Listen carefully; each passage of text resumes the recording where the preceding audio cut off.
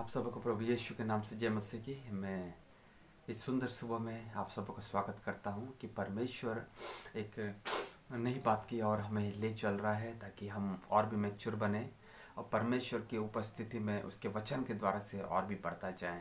आज का जो विषय है एक छोटा सा विषय हम देखेंगे क्योंकि ये हमारा टीचिंग चैनल हमने बनाया है और इसके अंतर्गत हम बहुत सारी शिक्षाओं को देंगे ताकि आप बहुत सारे विषयों को बहुत अच्छे तरीके से आप समझ नहीं पाए। आज का जो विषय हम देखेंगे सुसमाचार की सामर्थ्य और यह पाया जाता है रोमियो उसका 1 अध्याय 16 पद में। यहाँ पर इस प्रकार लिखा हुआ है, क्योंकि मैं सुसमाचार से नहीं लजाता, इसलिए कि वह हर एक विश्वास करने वालों के लिए, पहले तो यहूदी फिर यूनानी के लिए उद्धार के निमित्त परमेश्वर की सामर्थ्य है। मैं सुसमाचार से नहीं लजाता। प्रेरित पौलुस यहाँ पे कह रहा है, मैं सुसमाचार से नहीं लजाता। देखिए, बहुत बार हम अपने जीवन में सुसमाचार को दरकिनारा कर देते हैं और सुसमाचार से लजाते हैं। हम किसी ऐसे व्यक्ति के सामने जो पद में हमसे बड़े हैं या हमसे बुजुर्ग हैं या हम कहीं पर ट्रैवल कर रहे हैं, जाते हैं, और या हमारे कार्य क्षेत्र पर, ऑफिस में, और या फिर एयरपोर्ट पे हो सकता है, कहीं पर भी हम बहुत बार सुसमाचार को नहीं बांटते। सुसमाचार से हम लजाते हैं और उसका कारण ये होता है कि हम उसके सामर्थ्य को नहीं जानते कि सुसमाचार के अंदर कौन सी सामर्थ्य है, सुसमाचार के अंदर में किस प्रकार का सामर्थ्य कार्य कर रहा है, वो हम नहीं जानते। इसलिए हम बहुत बार इस सुसमाचार से हम क्या करते हैं, लजाते हैं, हम लज्जा करते हैं। सुसमाचार को देने के लिए हम अपने आप को छोटा समझते हैं कि मेरे पास एक ऐसा विषय है जो बहुत ही छोटा है और एक छोटा विषय यदि मैं दूंगा व्यक्ति को तो हो सकता है लज्जा का कारण बन जाऊं। लेकिन यहाँ पे प्रेरित पौलुस बहुत अच्छे तरीके से जानता है कि इस सुसमाचार के अंदर क्या है, इस सुसमाचार एक व्यक्ति को क्या बना सकता है, और वो बहुत अच्छे तरीके से जानता है कि सुसमाचार के सामर्थ्य क्या है। और यहाँ पर इसलिए लिखा हुआ है कि क्योंकि मैं सुसमाचार से नहीं लजाता, इसलिए कि वह हर एक विश्वास करने वालों के लिए, पहले तो यहूदी फिर यूनानी के लिए उद्धार के निमित्त परमेश्वर की सामर्थ्य है। देखिए, उद्धार के निमित्त परमेश्वर की सामर्थ्य है। प्रेरित पौलुस बोल रहा है कि इसके अंदर में उद्धार करने का सामर्थ्य है। एक व्यक्ति को पियक्कड़ अवस्था से अच्छा बनाने का सामर्थ्य इसके अंदर में है। एक मतवाला व्यक्ति को नया बना देने का सामर्थ्य इसके अंदर में है। एक झगड़ालू व्यक्ति को अच्छा बना देने का सामर्थ्य इसके अंदर में है। जो कोई भी परिस्थिति क्यों ना हो, उसको बदलने का सामर्थ्य सुसमाचार रखता है। और इसलिए प्रेरित पौलुस बहुत अच्छे तरीके से जानता था कि इसके अंदर कौन सा सामर्थ्य काम कर रहा है, इसके अंदर क्या सामर्थ्य है। नहीं, इसके अंदर एक व्यक्ति को बदल देने की सामर्थ्य है। प्रेरित पौलुस बहुत अच्छे तरीके से जानता था, इसलिए वो कहता है कि मैं सुसमाचार से नहीं लजाता। आज हमें सुसमाचार के अंदर कौन सी सामर्थ्य काम करती है हमको नहीं पता, इसलिए हम लजाते हैं।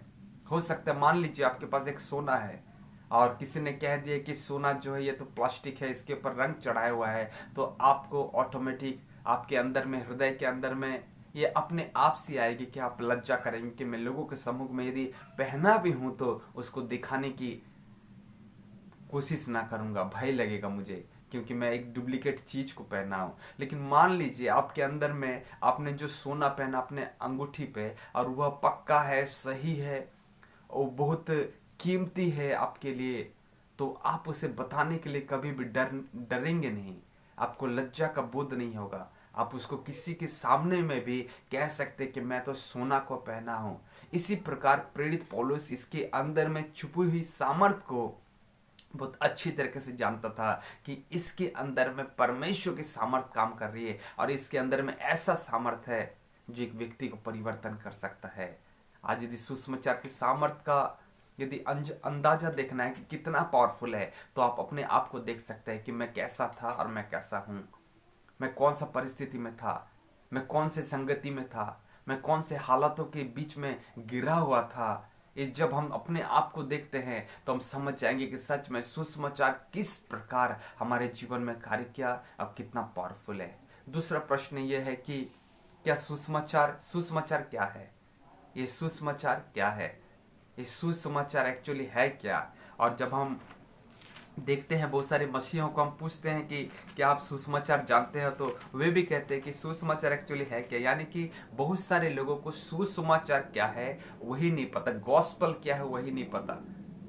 लेकिन प्रेरित पौलुस बहुत अच्छे तरीके से इन सब बातों से वाकिफ था, और इसके बारे में लिखा हुआ है कि सुसमाचार क्या है। पहला कुरिन्थियों उसका 15 अध्याय उसके 1 से 3 पद तक मैं पढ़ूंगा, तो मैं आशा करूंगा आप समझ जाएंगे। यहाँ पर प्रेरित पौलुस कहते हैं, हे भाइयों, अब मैं तुम्हें वही सुसमाचार बताता हूँ जो पहले सुना चुका हूँ, जिससे तुमने अंगीकार भी किया था और जिसमें तुम स्थिर भी हो, उसी के द्वारा तुम्हारा उद्धार भी होता है, यदि उस सुसमाचार को जो मैंने तुम्हें सुनाया था स्मरण रखते हो, नहीं तो तुम्हारा व्यर्थ विश्वास करना व्यर्थ हुआ। फिर 3 पद कहता है, इसी कारण मैंने सबसे पहले तुम्हें वही बात पहुंचा दी जो मुझे पहुंची थी, कि पवित्र शास्त्र के वचन के अनुसार यीशु मसीह हमारे पापों के लिए मर गया। देखिए सुसमाचार के बारे में है, यीशु मसीह पवित्र शास्त्र के वचन के अनुसार हमारे पापों के लिए मर गया और गाड़ा गया, और पवित्र शास्त्र के अनुसार तीसरे दिन जी उठा। बहुत सारे लोग सुसमाचार नहीं जानते, लेकिन यहाँ पे प्रेरित पौलुस पहला कुरिन्थियों उसके 15 अध्याय 3 पद में सुसमाचार बता रहा है कि पवित्र शास्त्र के वचन के अनुसार यीशु मसीह मारा गया, गाड़ा गया और जी उठा। यही है सुसमाचार। जब हम किसी भी व्यक्ति से इसके बारे में बात करते हैं कि हमारे पास एक ऐसा परमेश्वर है जो मर गया, हमारे पापों के लिए गाड़ा गया और तीसरे दिन जी उठा, यानी कि हम उस व्यक्ति को सुसमाचार सुना रहे हैं। और यही गॉस्पल है मेरे प्रियो, यही गॉस्पल है। और कभी भी आप लज्जा ना करें कि मैं यदि गॉस्पल दूंगा तो मैं छोटा हो जाऊंगा, मैं निम्न श्रेणी में गिना जाऊंगा, लोग कहेंगे कि अरे क्या मुझे बांट रहा है, क्या मुझे बता रहा है। लेकिन याद रखिए, प्रेरित पौलुस जानता था कि इसके अंदर में परमेश्वर की सामर्थ काम कर रही है, जो एक व्यक्ति को बहुत ही पापी अवस्था से, दुष्ट अवस्था से ऊंचा उठा सकता है। तो मैं आशा करता हूँ आप बहुत अच्छे तरीके से समझे हैं। परमेश्वर आपको इस वचन के द्वारा बहुत से आशीष दे। यदि आपको ये वचन अच्छा लगा तो जरूर लाइक कीजिए, कमेंट कीजिए अपने सारे प्रश्नों को। हम कोशिश करेंगे कि आपके लिए हर एक वीडियो बनाने पाएँ ताकि आप आशीषित हो जाए। परमेश्वर आपको बहुत से आशीष दे। God bless you.